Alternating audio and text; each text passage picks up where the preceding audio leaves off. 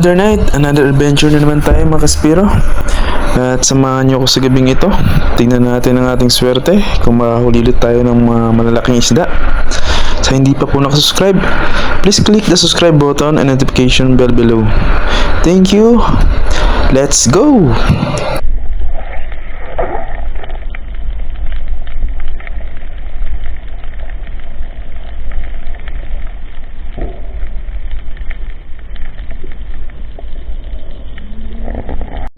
First day pa lang natin mga kaspiro, pero may nagpakita agad, isang bulaw o tinatawag na short mackerel fish. At ito, susubukan natin tirahin.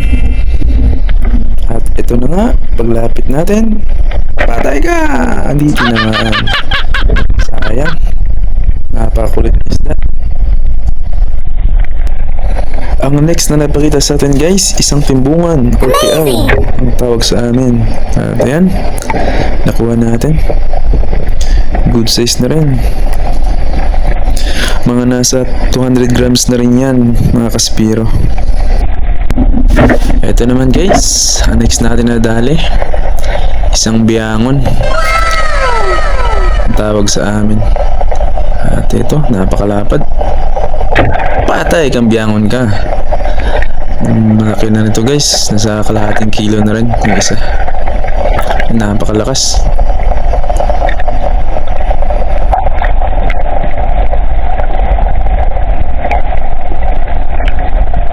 Next drop natin guys, may nakita akong isang grupo ng timbungan. 3 piraso sila dito at binabaan natin.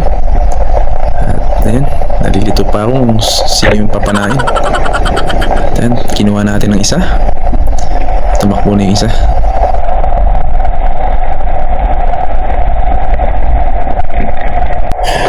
At ito naman guys, sa ating paghanap-hanap, may nakita tayong isang dalagang bukid. At pagtutukan natin, ayan, di tinamaan. Sayang. Medyo malaki na sana ang dalagang bukid yun.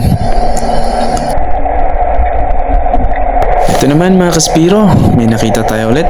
Isa na namang dalagang bukid. At ito nalapitan natin. Patay kang dalagang bukid ka. Ayun, nakakuha rin tayo sa wakas. Nice. Nasa 200 grams din ito mga kaspiro. At ayan, hindi na natin. At dito naman guys, sa next drop natin, dito tayo nakaswerte. Isang malaking palid or sturgeon fish. At ayan, tusog kang palid ka. Malaki na to guys, nasa 1 kilo at 2 guhit na. Ayan, nakuha na natin at inangat na natin unti-unti.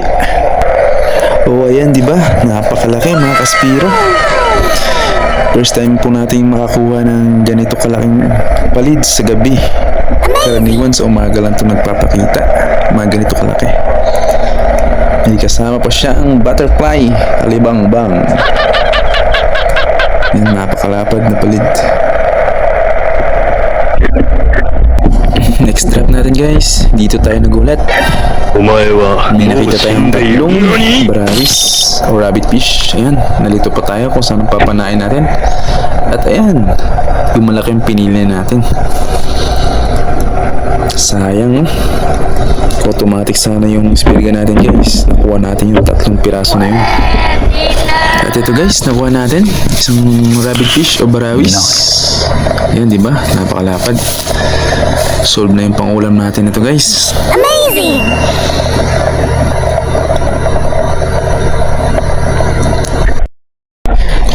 At ito naman mga kaspiro, may nakita akong timbungan o tiaw na tinatawag sa amin. At yan, kinuha natin yung malaki. At tumakbo pa nga yung malaki. At ito, sana tutusukin natin.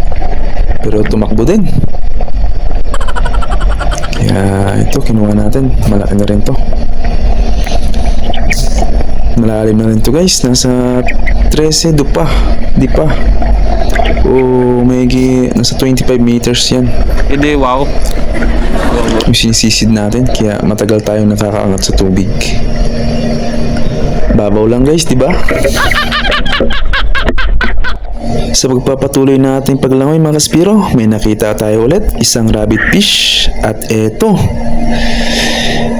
tuhog kang rabbit fish ka. Ayan, nasa 300 grams na yan mga kaspiro. At ayan guys, binuhol pa nga ang ating shooting line. Ayan, paano na yan? Nagkabuhol-buhol na yan. Anak ng pating talaga.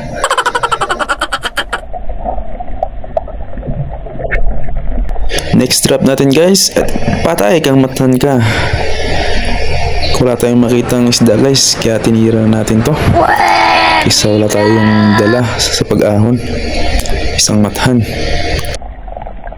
At kaso nga lang guys, kawala. Ayan, tanggal kang mathan ka, animals. Wala talaga tayong dala sa pag-ahon nito. Ito naman guys, may nakita tayong isang malaguno. At ito, tinutukan na natin. Tusok kang malaguno ka. Ayan, kumikintab-kintab pa. Hindi, wow. Nasa 200 grams na rin yan guys. Masarap tong pangsabawan. Amazing! Dito naman guys, sa sunod natin na pagsisid, may nakita tayong isang isda. Ano kayang isda to? At nilapitan na natin unti-unti. Isa palang tambak. At tumakbo agad.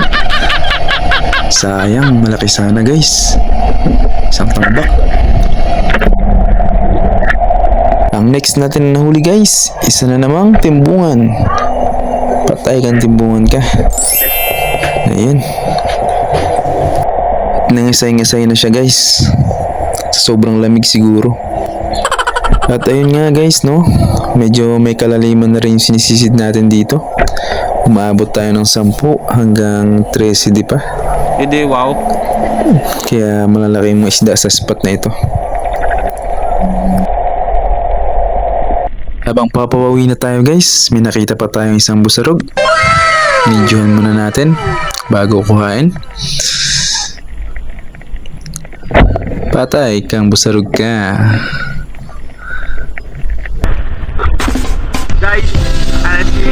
At ayun guys, nakuwi nga tayo. Ito yung kasama natin si Gary, ang birador ng bayan.